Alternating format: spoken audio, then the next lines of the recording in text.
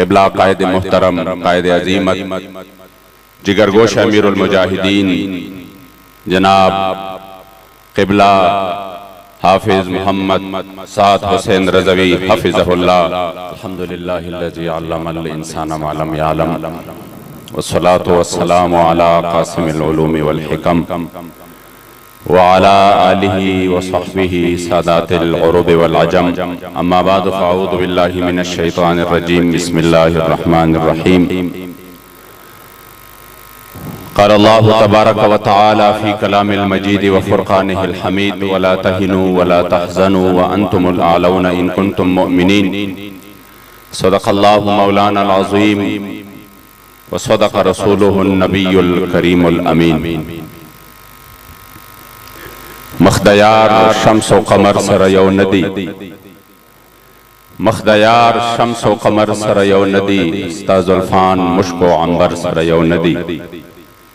चरता नरगस शहला गजालत चरता हीफ दी दगस्ता बसर सरयो नदी। और चरतस्ता आबरू मेहराब व कमान चरता स्ता कद सरवे सनोबर सरयो नदी। और चले ज़ख्मे मजरूह सेहत नगवाड़ी स्ता मुजगान तीरो नश्तर सरयो नदी। छेदवाड़ा कौन नरसी बहाता स्ता स्पिन गाह दुर्रो गौहर सरयो नदी। और द मसीह दलास मलहम पटे द्वाड़ा दिल रुबा स्ता पर हर सरयो नदी। और मखदहर बुलबुल हर गुलस्ता लमखा द मोहम्मद अमीन दफ्तर सरयो नदी। इंतहाई काबिल सद एहतराम क़िबला कायद मुहतरम कायद अजीमत जिगरगोश अमीरुल मुजाहिदीन जनाब क़िबला हाफिज मोहम्मद साद हुसैन रज़वी हफ़िज़हुल्लाह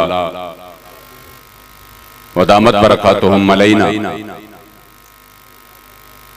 और क़िबला सरपरस्त आला तहरीक लब्बैक पाकिस्तान जनाब पीरी तरीक़त रहबर शरीयत जनाब काजी महमूद साहिब आवान शरीफ, और यहाँ पर इस अजीम आस्थाने में दूर नज़दीक से तशरीफ लाने वाले तमाम हुजूर के गुलामों को अस्सलामु अलैकुम व रहमतुल्लाहि ताला व बरकातुहू। इंतहाई मुख्तसर वक्त में, टाइम बहुत मुख्तसर है और इंशाअल्लाह ताला हम सब अमीर मुहतरम तशरीफ फरमा है, उनकी तकरीर के लिए हम सब बेताब हैं। मैं सिर्फ एक पश्तो के शेर से इस आस्थाने के हवाले से और क़िबला पीर साहब के हवाले से अपने दादा हुजूर के एक शेर से इब्तिदा भी करूंगा और उसी पर इख्तिताम भी करूंगा कि दादा हुजूर फरमाते हैं कि तस्बीह पलास के पजुमात के नस्दलम फन कवि। तर्जमा भी साथ करूंगा ताकि आपको समझ आ सके। तस्बीह पलास के पजुमात के नास्तलम फन कवि, खुतुर पलास के पमैदान के उदर दलम फन कवि। आप फरमाते हैं तस्बीह हाथ में हो और अल्लाह का घर हो मस्जिद हो, इसका भी एक और लुत्फ है। लेकिन जब मैदान लग जाए तो फिर तुर पलास के पमैदान के उदर दलम फन कवि। तो फिर तलवार हाथ में जब बंदा मैदान में निकले तो इसका भी एक और मजा है।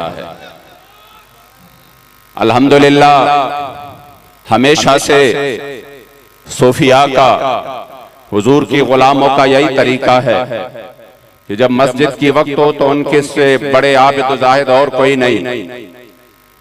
और जब दुश्मन की आंखों में आंख डालने की बारी हो तो फिर वो मैदान के इस तरह गाजी बने कि एक जासूस को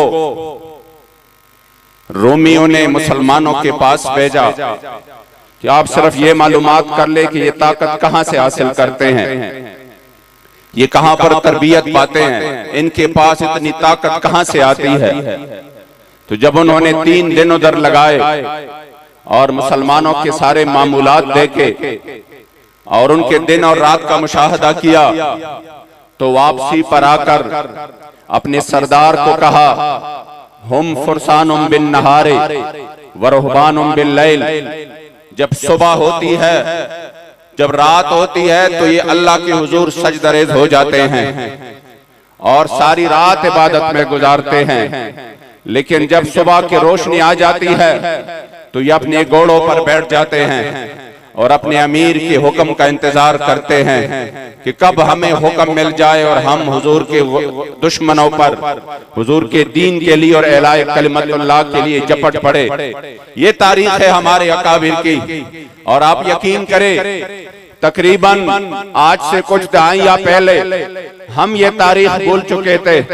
इस तरह के प्रोग्रामों में सिर्फ एक चीज पर तकरीर होती थी और वो थी अपने आस्थाने से निस्बत रखो और निस्बत के ये फायदे हैं, निस्बत के वो फायदे हैं। मैंने कहा ये बात मुसल्लम है कि निस्बत के बड़े फायदे हैं। वो बहुत कमजोर चीज को बहुत आला बना देती है।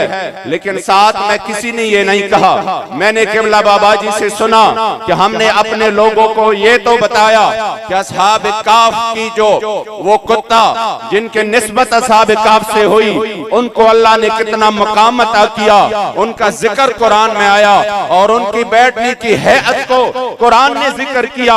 ये तो हमने बताया कि वो निस्बत की बरकत से कि उनको अल्लाह के औलिया के साथ एक निस्बत हो गई और वलियों से निस्बत ये है ही बहुत बड़ी चीज। लेकिन ये नहीं बताया कि असहाब काफ को अल्लाह ने ये मकाम कैसा दिया कि कुत्ते को जब उनसे निस्बत आया तो कुरान में जिक्र आया। फरमाते उनकी वजह ये है कि असहाब काफ ने अपने दीन को बचाने के लिए एक जालिम और जाबिर के सामने अपना दीन नहीं बेचा, हिजरत की अल्लाह के लिए और दीन को बचाने के लिए। तो अल्लाह करीम ने उनको ये मौका अता किया और ये मकाम अता किया कि उनके जो कुत्ता था उसका जिक्र भी अल्लाह करीम जल्ल जलालुहु ने कुरान अजीम शान में किया। ये है किबला अमीरुल मुजाहिदीन रहमतुल्लाहि ताला अलैह। आप यकीन करें ये बात मैं बिला मुबालगा करता हूँ, कोई आदत नहीं है और न ही मैं मुबालगाराइयों से काम लेता हूँ। लेकिन पिछले 20-30 साल में जो गर्दो गुबार पड़ा था और हमारे जो कुलूब और अज़हान को अपनी जो मिशन था हमारा उसी से हटाकर किसी दूसरी तरफ ले जाने की कोशिश की गई।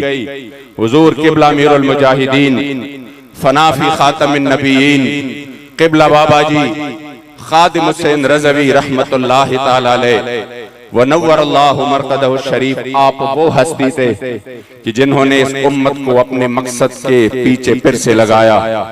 और आज अल्हम्दुलिल्लाह गली गली में और कूचे कूचे में निजाम मुस्तफा के लिए नारे बुलंद हो रहे हैं। हुजूर के दीन और खत्म नबूवत के लिए मर मिटने की बातें हो रही है। अल्लाह करीम जल्ल जलालुहु ऐसे आस्थानों को भी सलामत रखे।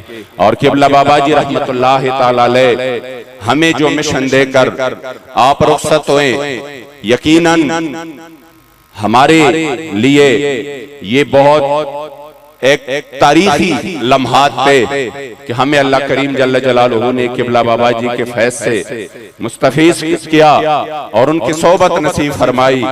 तो हमारा ये फर्ज बनता है कि हम उसी प्लेटफॉर्म तहरीक लब्बैक या रसूल अल्लाह जो कि हुजूर की इज्जत अबरू के लिए, हुजूर की खत्म नबूवत की हिफाजत के लिए और मेरे मुस्तफ़ा करीम अलैहिस्सलातु वस्सलाम के दीन के लिए, एलाए कलिमतुल्लाह के लिए खालिसतन उसकी बुनियाद रखी गई है। हम उसका हिस्सा बनकर शब रोज मेहनत करें और वो वक्त फिर करीब हो कि जिस तरह हमारे दादा हुजूर फरमाते थे कि मुंखलताना पाकिस्तान रुख्त कुरान दपारा, मुंखलताना पाकिस्तान रुख्त कुरान दपारा, चिप कुरान नशिरणा दा पाकिस्तान बसवी और चिदा कुरान कानून फखबल वतन की नवी, चिदा जालिम हम शैतान नवी नु शैतान बसवी और च कुर्बानी शिदा मोहम्मद मुस्तफा पर इस्लाम द मोहम्मद अमीन पर जड़क नूर अरमान बसवी। काश हम वो दिन देखे कि इस मुल्क पर हुजूर के दीन का परचम बुलंद हो और निजाम मुस्तफा नाफिज हो।